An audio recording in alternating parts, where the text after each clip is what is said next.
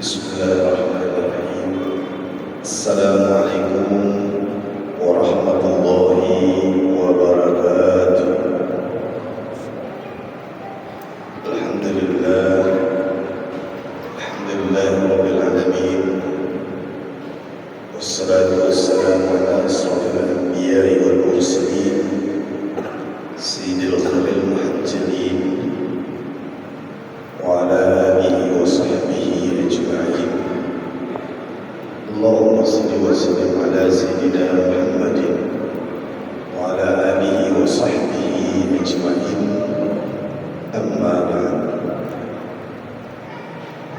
Jamaah salat maghrib yang dirahmati Allah Subhanahu wa ta'ala, Dialah Allah yang Maha Melihat.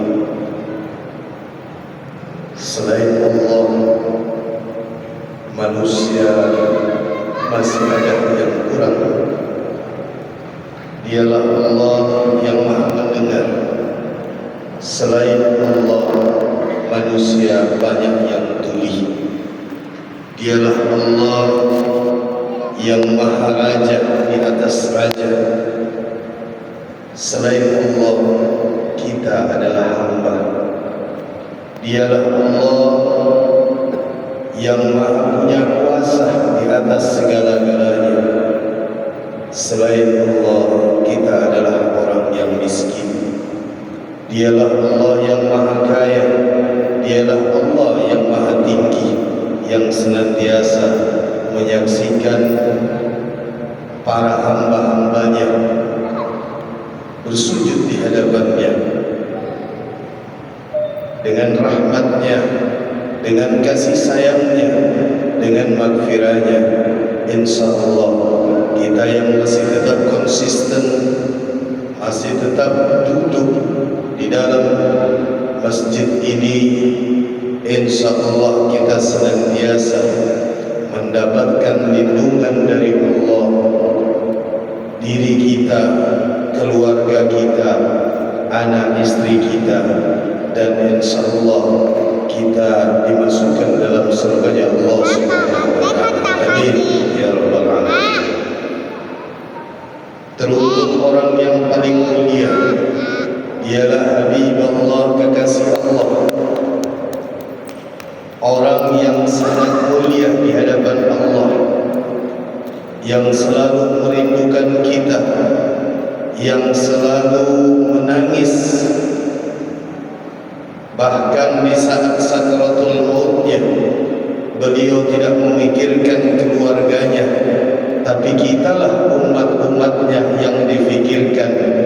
Bahkan kelak nanti di akhirat, beliaulah orang yang paling sibuk untuk memohonkan, mendapatkan syafaat untuk kita umat-umatnya. Dialah Habibullah, baginda Rasulullah Muhammad sallallahu alaihi wasallam.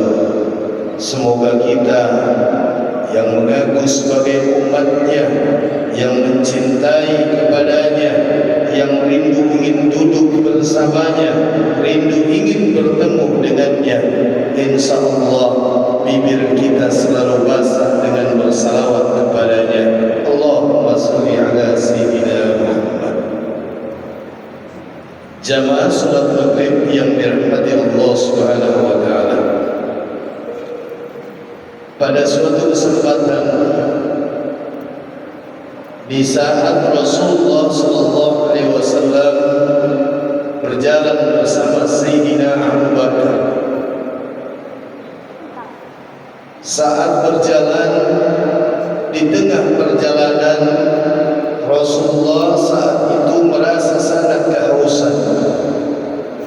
Maka Rasulullah memerintahkan kepada Abu Bakar, "Wahai Abu Bakar, coba kau pergi ke gunung itu dan tanyakan kepada gunung itu, adakah dia menyimpan sedikit air untuk diminum, untuk menghilangkan dahaga haus kita pada hari ini."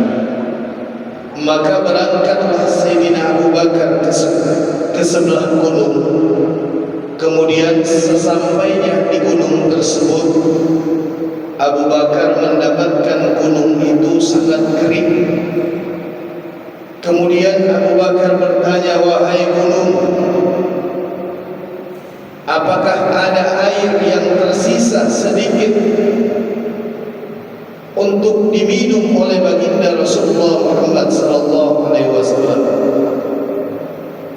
Maka dengan izin Allah, gunung tadi berbicara, batu-batu tadi berbicara kepada Sayyidina Abu Bakar, "Wahai Abu Bakar, sampaikan salam cinta dan rindu kami kepada baginda Rasulullah Muhammad sallallahu alaihi wasallam. Sesungguhnya di dalam perut kami, di dalam batu ini, air-airnya telah kering semenjak turunnya ayat yang berbunyi, ya ayyuhalladzina amanu qu anfusakum wa ahlikum nara wa quduha an-nas wal hijarah." Semenjak ayat itu turun, maka kami, gunung, batu, menangis sejadi-jadinya karena kami takut, wa quduha an-nas wal hijarah, bahwa dikatakan, wahai orang-orang yang beriman, ya ayyuhalladzina amanu qu anfusakum, jagalah keluargamu dari siksaan api neraka yang sesungguhnya bahan bakar api neraka, wa quduha an-nas wal hijarah, dari manusia dan batu.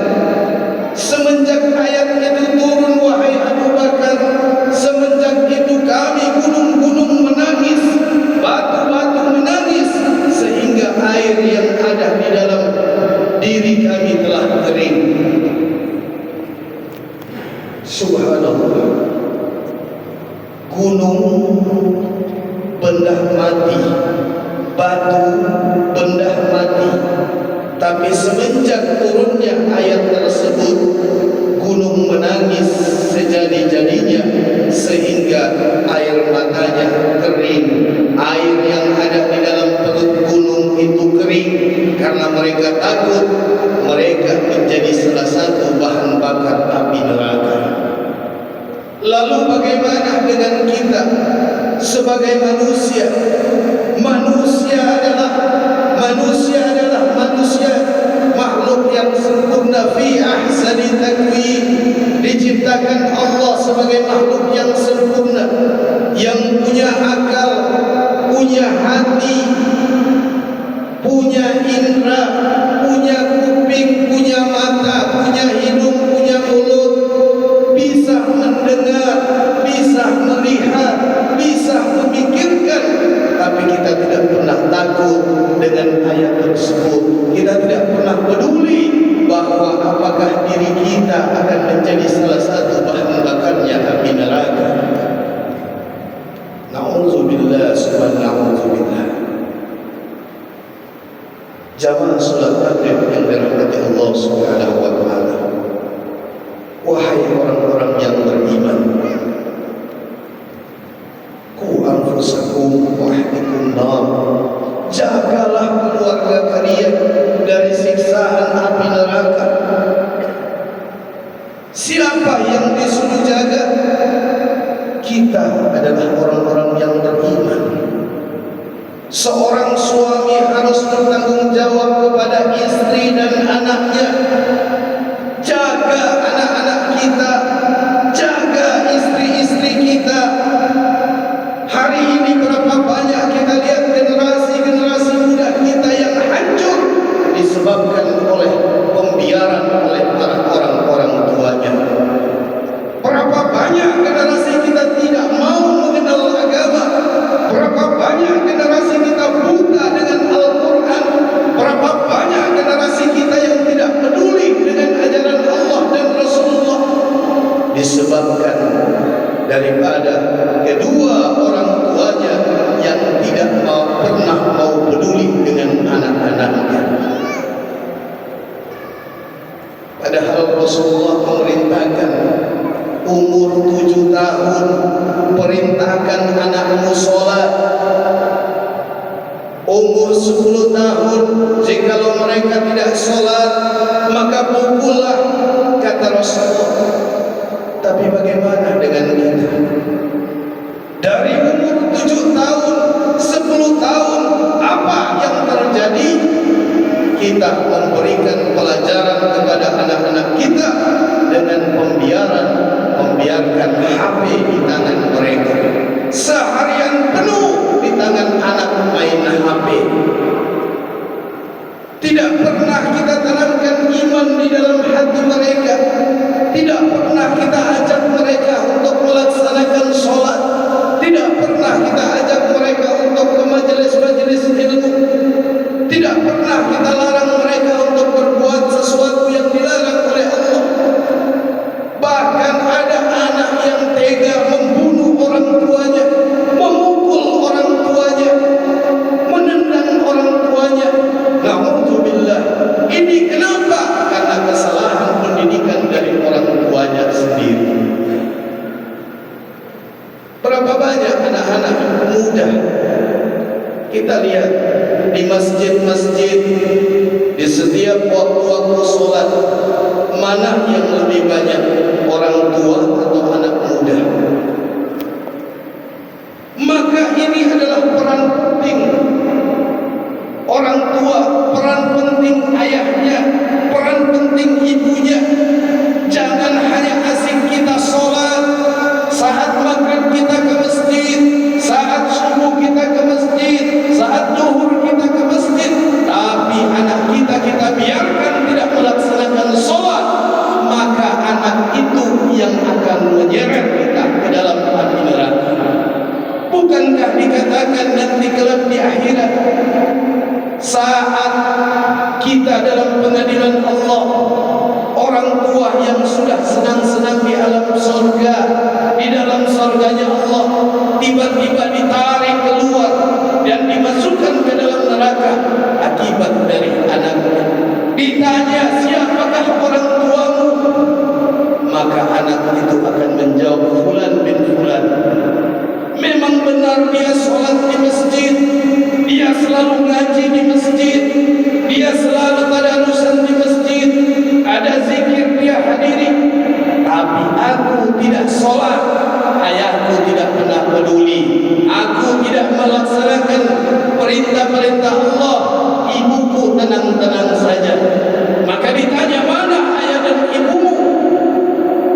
Kata anak tersebut, ayah dan ibuku berada di dalam surga. Maka Allah memerintahkan malaikat mengeluarkan ayah dan ibunya dan diseret, dimasukkan ke dalam api neraka akibat tidak mau mendidik anak-anaknya. Hari ini banyak terjadi, kita lihat generasi muda kita. Kalau anak ayam kita, kambing kita, maghrib belum pulang, kita sibuk cari ke sana kemari. Tapi coba anak gadis kita, anak remaja kita, jam 12 belum pulang, ayah dan ibunya tenang-tenang saja. Hadirin yang dirahmati Allah Subhanahu wa ta'ala, maka ini yang diperintahkan. Kalau kita beriman kepada Allah, jagalah keluarga kita, jagalah anak-anak kita. Jangan kita asik sholat, kita asik ngaji, kita asik majelis ilmu, sementara anak-anak kita biarkan dalam kesesatan. Kemudian istri-istri kita, ini juga harus kita jaga. Jangan kita biarkan mereka keluar membuka aurat, apalagi anak-anak wanita kita. Karena akhir-akhir zaman ini, kata Rasulullah, akan datang di akhir zaman banyak para wanita yang mereka menutup aurat, tetapi sesungguhnya mereka telanjang di hadapan Allah Subhanahu wa ta'ala.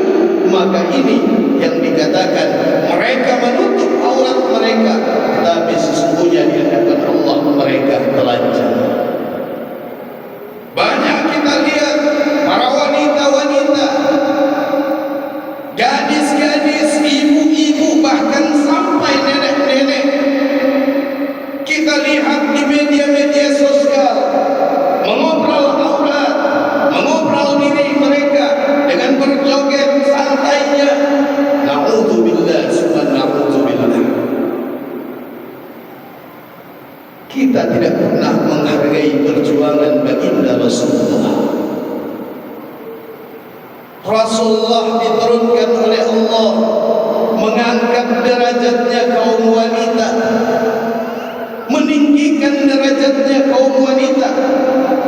Tapi hari ini berapa banyak para wanita-wanita yang menghina baginda Rasulullah.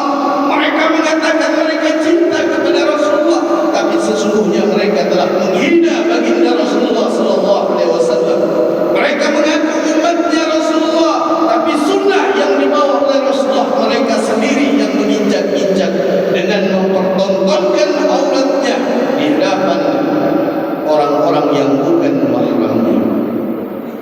Kita para suami, barang siapa yang membiarkan anaknya atau istrinya keluar satu langkah dari rumahnya tanpa menutup aurat, maka telah menyediakan satu bangunan di dalam neraka. Siapa suami yang membiarkan anaknya tidak menutup aurat, maka mereka telah menyediakan satu bangunan dalam setiap langkahnya. Satu langkah anak kita keluar, satu langkah istri kita keluar, suaminya tidak pernah melarang. Satu langkah, satu bangunan dalam neraka. Bagaimana kalau dia keluar 1000 langkah? Kita telah membangun bangunan di dalam api neraka untuk diri kita. Walaupun kita sholat, walaupun kita ngaji, tapi kalau kita tidak melarang ini, tidak menjaga ini, niscaya kita akan diseret ke dalam api neraka jahannam. Batu saja bisa menangis karena takut dirinya akan menjadi bahan bakar api neraka. Lalu bagaimana dengan kita hadirin? Kita hanya menjaga diri kita, karena seorang laki-laki, seorang suami, ar-rijalu qawwamuna 'alan nisa, pemimpin bagi para wanita. Bahkan Rasulullah di saat mau meninggal dunia, Rasulullah berpesan, ummati, ummati, ummati, umatku, umatku, umatku, kata Rasulullah. As-salah, as-salah, as-salah. Dan yang paling terakhir kata Rasulullah, an-nisa, an-nisa, an-nisa. Jagalah kaum wanita. Kalau hari ini wanita tidak bisa menjaga dirinya, maka kitalah yang menjaga mereka. Kalau juga sudah kita jaga, kita peringatkan, kita nasihati, mereka juga tidak mau untuk merubah, maka dialah yang akan bertanggung jawab di hadapan Allah atas perbuatannya. Hadirin yang dirahmati Allah Subhanahu wa taala. Oleh sebab itu, pada kesempatan maghrib kali ini, marilah sama-sama kita introspeksi diri kita. Untuk apa Allah menciptakan kita di atas muka bumi ini? Dan kemana kembalinya kita nanti kelak setelah meninggalkan dunia yang fana ini? Jikalau kita tahu kita datang dari mana, kemudian untuk apa, dan akan kemana kembali kita, insya Allah kita akan bisa menjaga diri kita, menjaga keluarga kita, anak istri kita, dan insya Allah kita semua akan dimasukkan ke dalam surganya Allah Subhanahu wa taala. Jamaah salat maghrib yang dirahmati Allah Subhanahu wa taala, inilah sekelumit yang dapat kami sampaikan. Semoga menjadi manfaat buat kami pribadi dan khususnya kita semua. Karena sebagai sesama muslim, kita harus senantiasa wa tawassaw bil haq, untuk saling mengingatkan, untuk saling nasihat menasihati. Kita tolong menolong, wa ta'awanu 'alal birri wa taqwa, tolong menolong di dalam kebaikan. Jikalau kita tidak saling menolong, tidak saling menasihati, maka keraslah hati kita. Kalau hati sudah keras, maka kita dalam pandangan Allah bagaikan mayat hidup. Karena manusia yang baik adalah manusia yang mau menerima nasihat. Manusia yang baik adalah manusia yang senantiasa mau untuk mendengarkan kebaikan, dan setiap kebaikan jadikan pelajaran di dalam kehidupan kita. Ini saja yang dapat saya sampaikan. Mohon maaf jikalau ada kata yang salah, dan jikalau ada kebenaran itu datangnya dari Allah. Usikum wa nafsi bitaqwallah.